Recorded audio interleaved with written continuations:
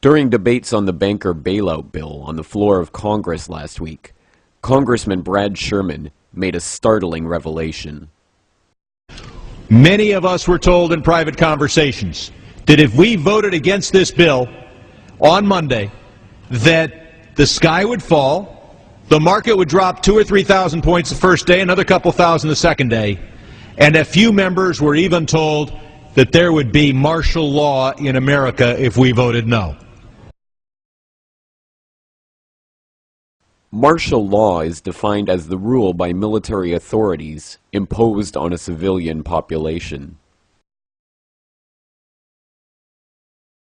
According to an article in the Army Times last month, the administration's threats of implementing martial law is not idle talk. In this shocking article, the U.S. Army admits they're bringing a combat team back from Iraq to continue their mission in America, and that this combat team will be assigned to NORTHCOM to assist in the event of civil unrest in crowd control through non-lethal weaponry. This deployment is of course in direct violation of long-standing laws known as Posse Comitatus and the Insurrection Act, which strictly prohibit the U.S. Army from policing American citizens on American soil.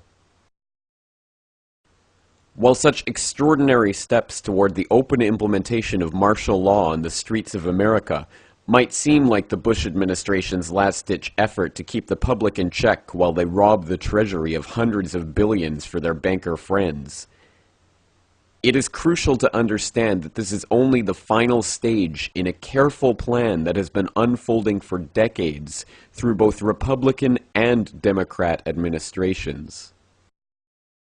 Government plans to suspend the Constitution and effect martial law have been taking place behind the scenes under continuity of government contingencies first exposed in the mid-1980s and raised by Congressman Jack Brooks during the Iran-Contra hearings. Colonel North, in your work at the NSC, were you not assigned at one time to work on plans for the continuity of government in the event of a major disaster?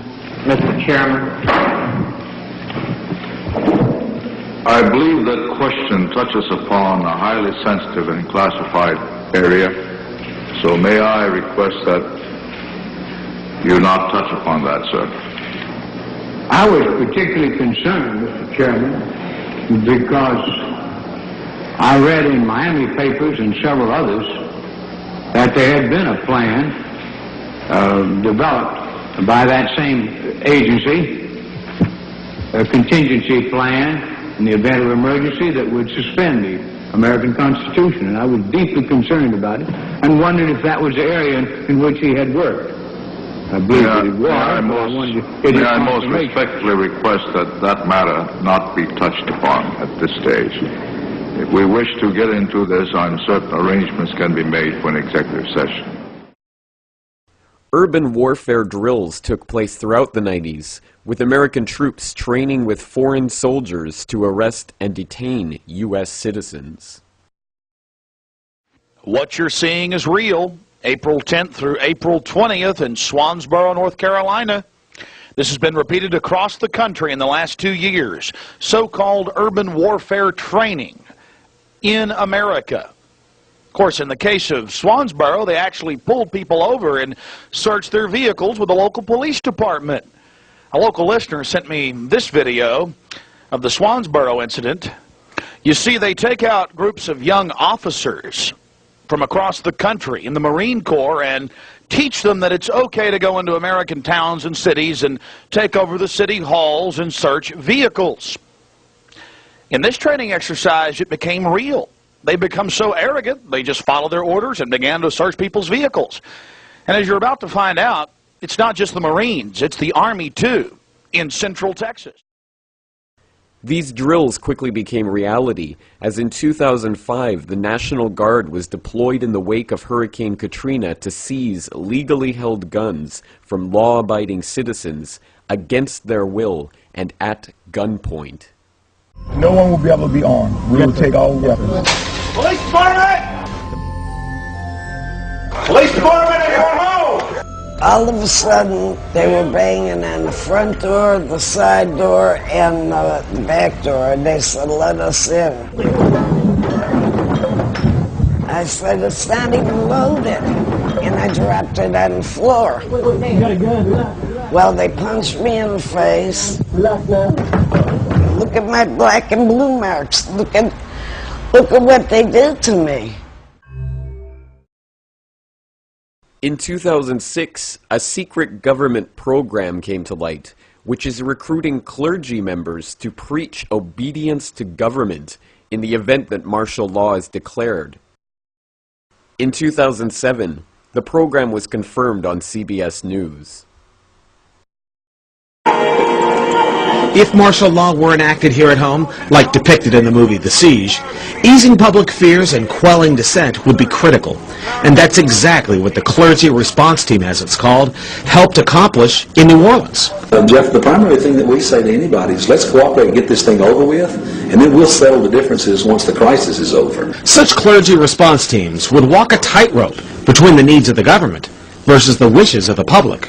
In a lot of cases, these clergy would already be known in the neighborhoods in which they're helping to defuse that situation. For the clergy, one of the biggest tools that they will have in helping calm the public down or obey the law is the Bible itself, specifically Romans 13.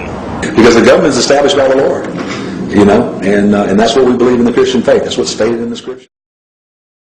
And on May 9th, 2007, President Bush signed off on National Security Presidential Directive 51. This top-secret continuity of government plan effectively makes the president a dictator, allowing him to declare a national emergency for any reason whatsoever and implement martial law without the approval of Congress. The plan itself is so secret that not even members of the Homeland Security Committee in Congress are allowed to see its contents. But now they've denied the entire Homeland Security Committee of the United States House of Representatives access to their so-called detailed plan to provide for continuity of government. They say, trust us. Trust us, the people who brought us Katrina, to be competent in face of a disaster. Trust us, the people who brought us warrantless wiretapping and other excesses eroding our civil liberties. Trust us. These are just a few of the dozens of preparations that have already been completed to phase martial law in incrementally, bringing it about in stages, so an official declaration of military rule need not even be made. But if martial law is already a reality, what excuse will be used to turn the military against the American public? Have you heard about this new thing going on in Great Britain that Al-Qaeda routing up all these Britons, essentially, 1,400 strong, apparently, in a new, what's being called a new white Al-Qaeda army. Tougher to detect, potentially. Yeah, because they're not Muslims. They look just like regular British people. They're converts. In 2001, Section 802 of the Patriot Act made any criminal offense, even misdemeanors, classifiable as terrorist activity. In 2006, the Military Commissions Act gave the executive branch the authority to declare U.S. citizens and residents unlawful enemy combatants and detain them in undisclosed locations indefinitely.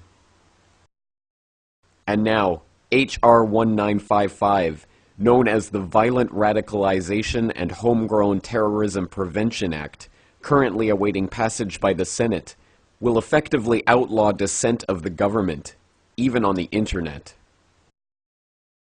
It seems the table has been set for those citizens who resist any government decree to be dealt with as terrorists by the U.S. military. And now that the banker bailout bill has been passed despite fierce public outcry, dissent has never been more rife amongst the general population. Every nation in every region now has a decision to make. Either you are with us or you are with the terrorists.